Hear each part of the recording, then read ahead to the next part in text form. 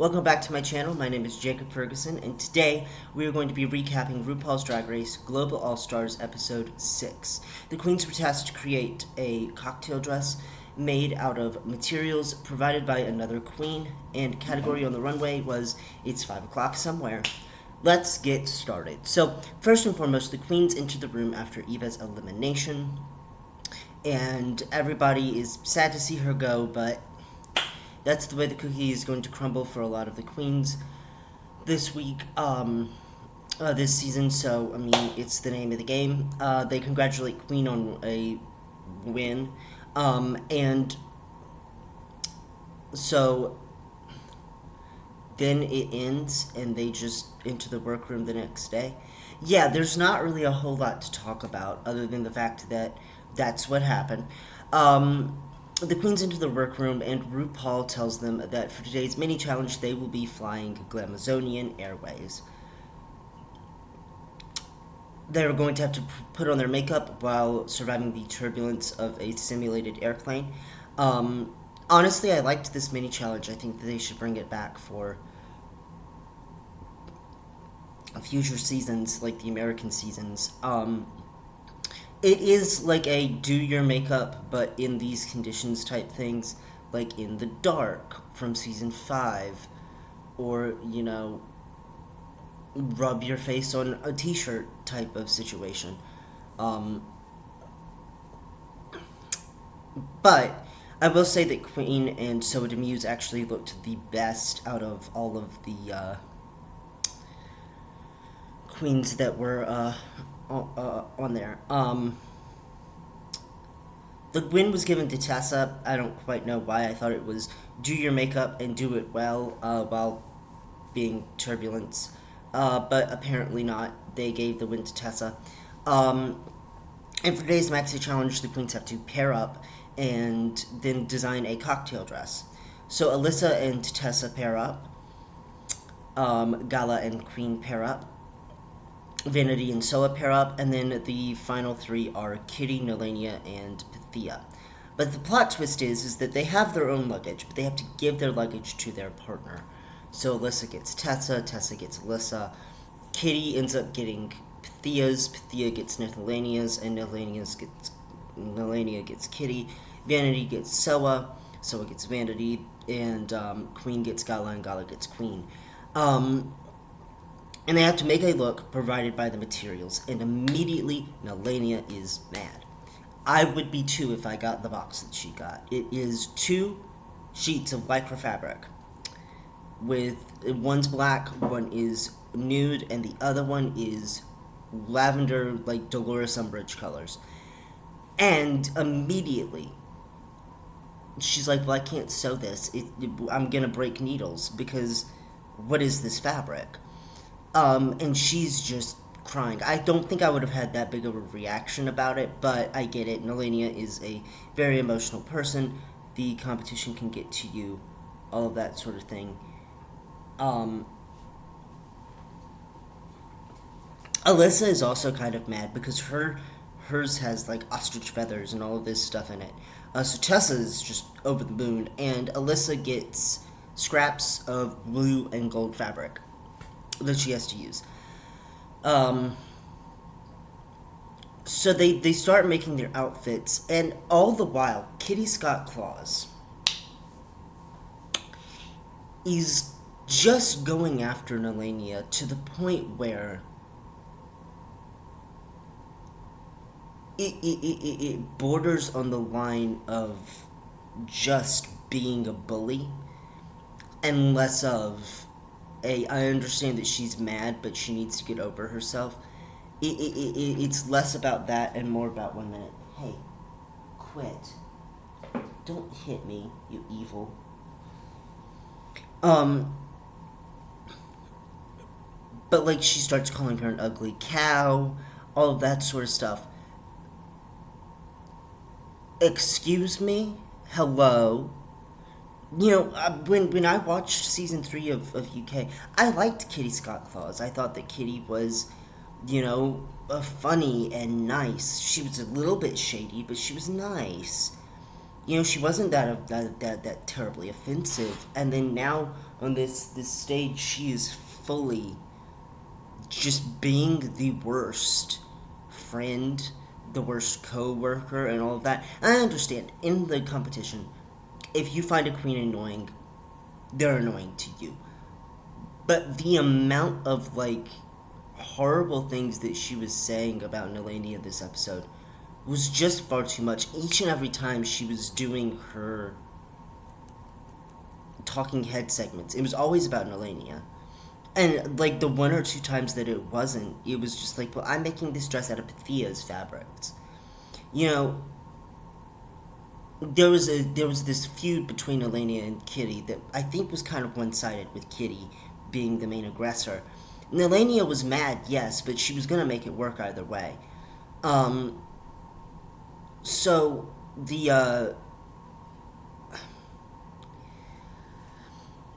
RuPaul enters the workroom and they're talking about silhouettes. Pythia has almost finished her entire outfit. He ends up calling Nelania margarita pizza, which I think was kind of offensive in a way, though Nelania took it on the chin. Kitty was actually the one that suggested that name, which is why it makes me hate it even more, because Kitty was the one that came up with it. It's just all around a weird time to be Nelania in this competition, because, you know, everybody's kind of underestimating her. Everybody's been, like, devaluing her. But not on the side of the fans. The fans freaking love Nelania, and they hate Kitty.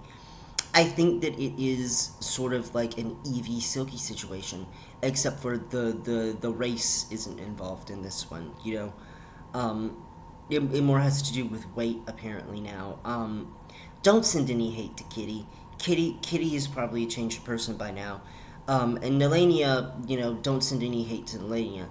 What I will say is that Kitty comes from one of the most popular franchises. Nelania does not. We should be giving more grace. We should be giving more attention to Nelania, Vanity, and Gala in this competition, because they're really the ones that need it the most. The other four, because France has gotten as big as it's gotten. Well, technically the other five, because who else did I miss in this?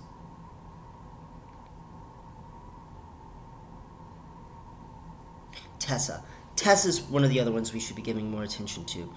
So, but the other four, you know, for as big as France has gotten over the years and people really tune into France, we really need to be giving our attention to these five queens that I think honestly need it more than Kitty, Queen, or Alyssa do. Soa is doing this African goddess look. It looks amazing on the sketch. She's a great artist. So they enter back into the workroom on Elimination Day. Soa is trying to take Michelle's critiques about brightening up her face a bit more, and she's turning it out. She looks great. Queen is helping her, and I really like Queen. I think out of the three queens that were judged by RuPaul, I think that Queen has gotten probably the best edit. That isn't just Alyssa always constantly complaining about how she's safe, or Kitty being just a rotted diva. And I think that the queen that has gotten sort of the best edit on the international side of things has been Nelania, because Nelania is inserting herself into conversations. I also think that Soa got a great edit this week. Just being grateful to be there and being happy and being nice. Vanity is stressed because her outfit has not come together, and she is gluing paper and ribbons and fabric on this dress that is just not coming together. It looks like a giant green mess. And it is just not... It's not good. It's not good. So she is scared. So it comes time for the runway, and the guest judge this week is Jasmine Tukes. Do I know who Jasmine Tukes is? Absolutely not. Do I know anything about her after this? Absolutely not. They didn't even tell us what she did. They just said, hey, it's Jasmine Tukes. And then she started talking about grabbing a cocktail. Okay.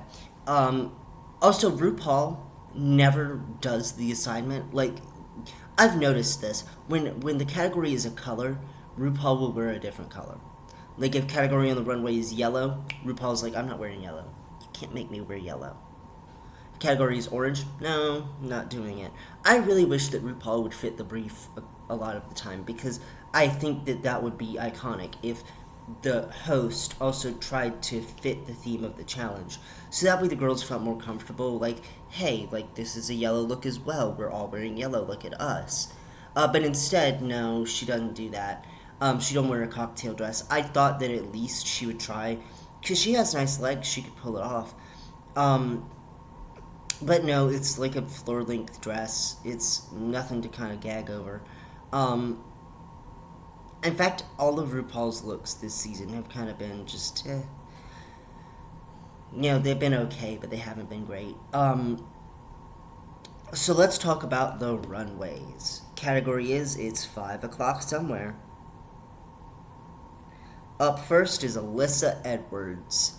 This is... One second. This is a boot. This is a crunch.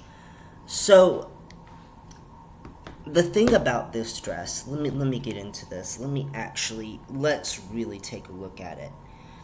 So Alyssa's signature makeup is stamped as always, but this is the most basic. This dress is so simple. I'm sorry, I'm having issues with my cat right now. She's being a bit basic. I like that she's made a clutch out of, like, the fabric. But this is not Alyssa's best. And I know that Alyssa can do more than what this is. Because we've seen Alyssa turn out looks this season. And RuPaul even said in the workroom, hey, you've been doing great on the runway. Don't screw it up. And what did she do? She screwed it up. This look is a crunch. Sorry, Alyssa. This is awful. She says that she's giving like a Katy Perry fantasy. 1 minute. A Katy Perry fantasy, and honestly, I see that. I'm not sure that I want to buy it. This is the type of person that would go into the bar already drunk. And by the end of the night, like, get into an Uber with a guy that she does not know. So this is a crunch. Up next is Tessa Testicle. And honestly, she looks like $1 million. She looks like a dancer. She looks like a great queen. And here's the thing. I'm not going to blame Tessa for Alyssa's outfit. Alyssa had the materials to make that outfit work. She just chose not to. Tessa's outfit is not great because of Alyssa. It is because of Tessa's stamp of approval. It is kind of giving me a little bit more figure skater than cocktail dress, though I like the asymmetrical poof sleeve.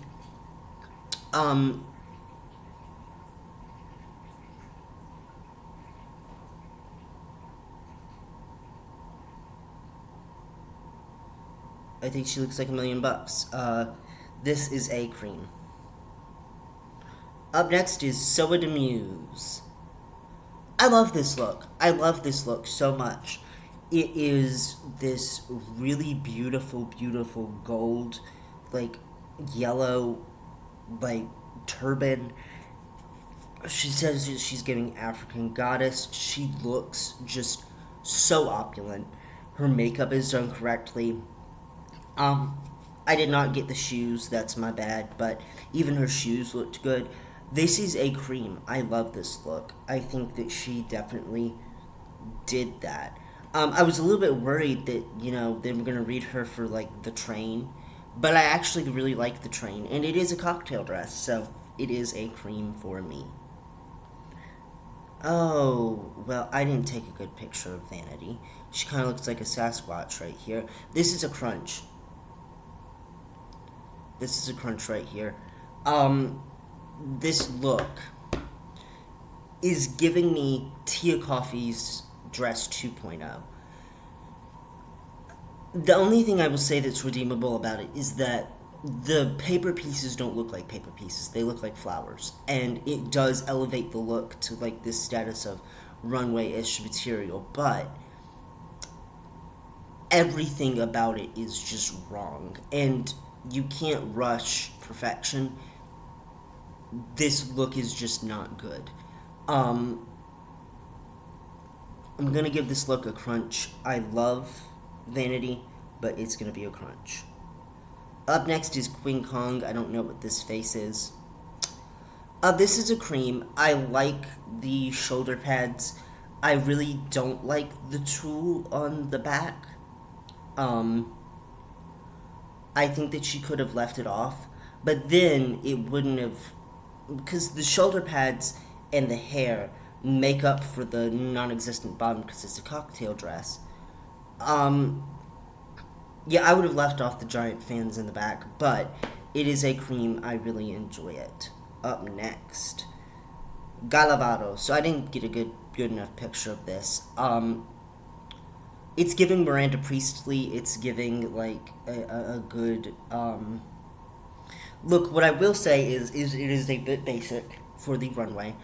But I think that if you're designing something, obviously you want to make it as basic as possible. That way you can accessorize it. I like the gold on the top, though I do wish that it was brought down a bit further, maybe into the breast area. And I like that she padded herself. This is a crunch, though, just because it is a bit basic. Up next is Kitty Scott Claus. I don't hate this look on her, but considering the fact that this look is not... I mean, she sold it on the runway, but this look is very similar to what she's already been wearing. This is going to be a crunch. This look, to me, is just screams plain and simple. I like the way that she sold it on the runway. It was camp, it was funny, but I'm going to give this a crunch. Up next is Melania. I'm going to say this is a cream, just for the sheer fact that she did that with Kitty's materials. I think that she looks great. Melania doesn't like it. You can even read it in the subtitles that she really doesn't like the look. I think that she looks fine. This is a cream for me. And last but certainly not least, Pythia. Again, I don't know why my phone has decided to be mid today.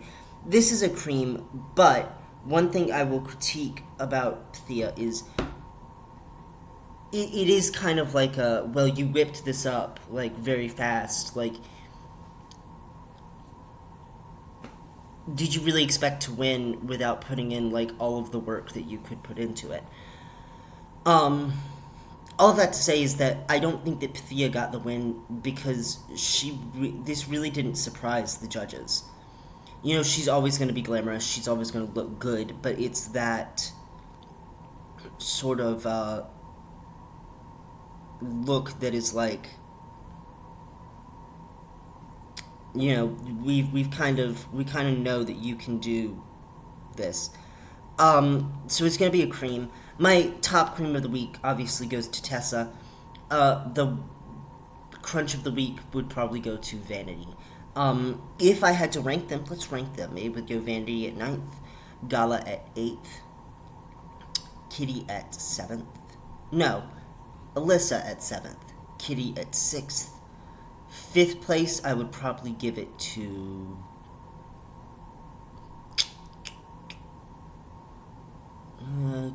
Queen? 4 would be Melania. 3 would be Pythia.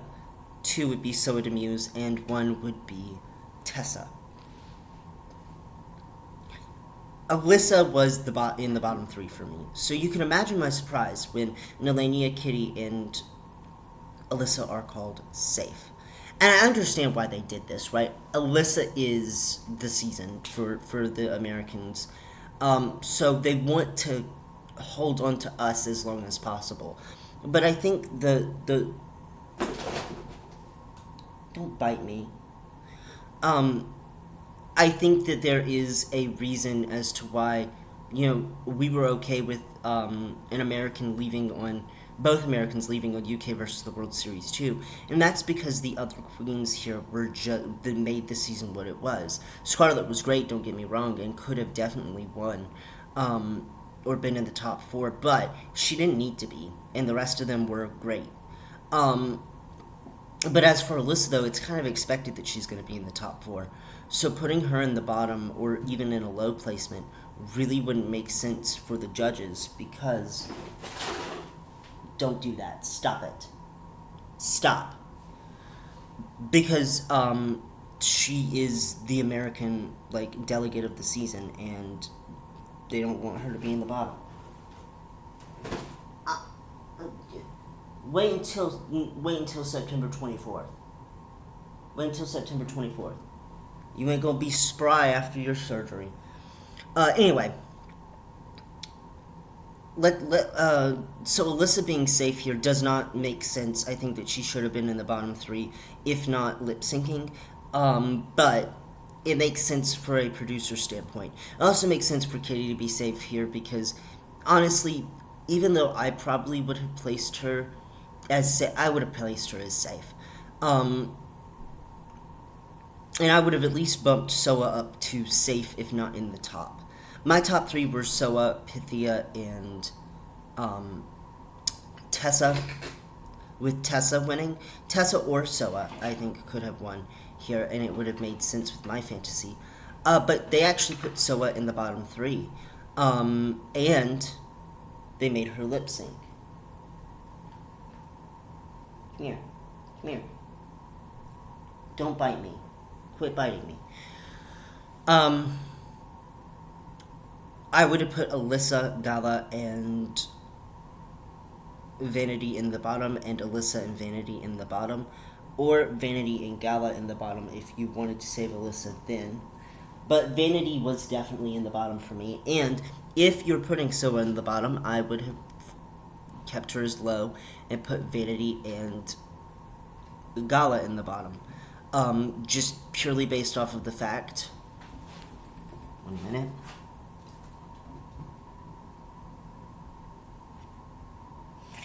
Purely based off of the fact that their looks were just not as well executed. Any way that you slice it, I think that Nelania would have been safe. I think that her runway kept her. Nelania's runway kept her safe from the bottom three, as did Kitty's. And I think that Kitty and Nelania needed to probably have a conversation in Untucked, though I don't think that we got to see an entire conversation. I think it's going to take the rest of the season for them to actually grow as people. Or it may not. Maybe Kitty and Nelania will just never get along this season. But what I will say is that both of them definitely deserved their safe spot.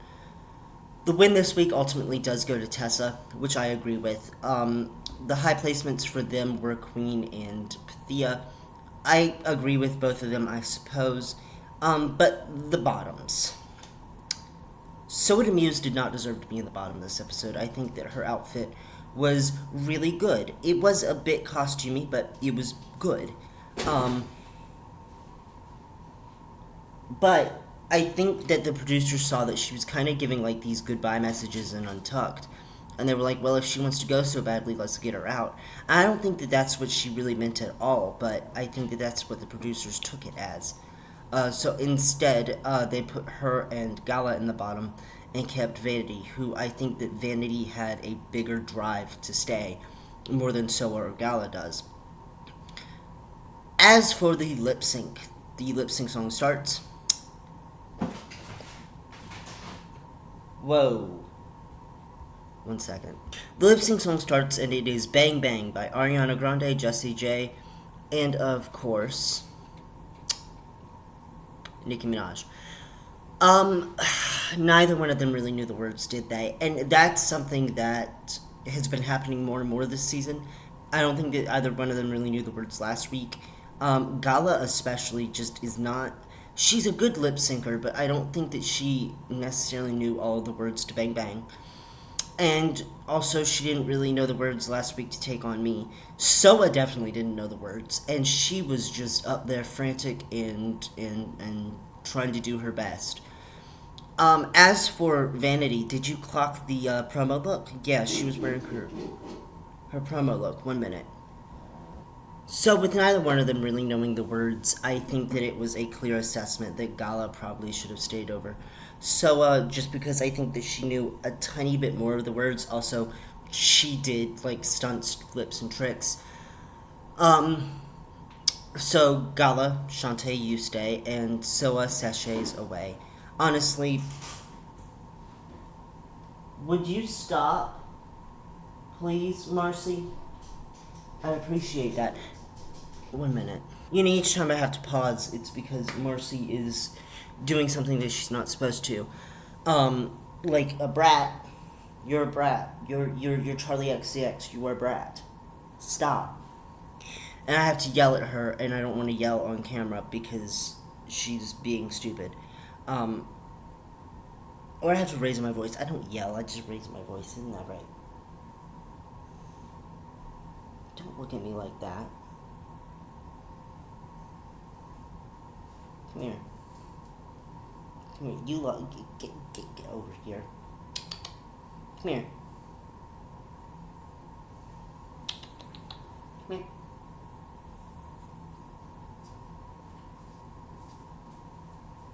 Come here. She decided not. Oh, hello, Seashell. She decided not to join the function right now. Which is odd because you've been up in my grill ever since I woke up this morning, huh? Anyway, this season is what it is. I'm gonna keep on watching, though. At top 5, I have an announcement. I am probably not going to be able to record for a while. Top 5 comes out October 11th, and I have something coming up on the 10th that is going to impede my recording process. Just letting you guys know now that I am just not going to be available. Though, later down the line, once I can, I will record videos for all of that. So we have, top 8, 7, and 6 to talk about before that happens, which is great, because that way I can at least get to the top 5 before any of this happens, and I'm actually kind of nervous about all of that. Next week seems to be Snatch Game. Hey, we've made it to Snatch Game, everybody. The only 2 queens that they kind of showed, I think they also showed Vanity, though I don't really know who she was Alyssa Edwards as Annie Oakley, which immediately I was gonna send my brother a message, because we were in a production of Annie Get Your Gun when we were little, and my mom was also in it. And Kitty Scott Claus as Princess Diana. So I think that this is going to be a great Snatch Game. What do you guys think about this episode? Leave it in the comments down below. I've been Jacob Ferguson, and this is my YouTube channel. Bye, y'all.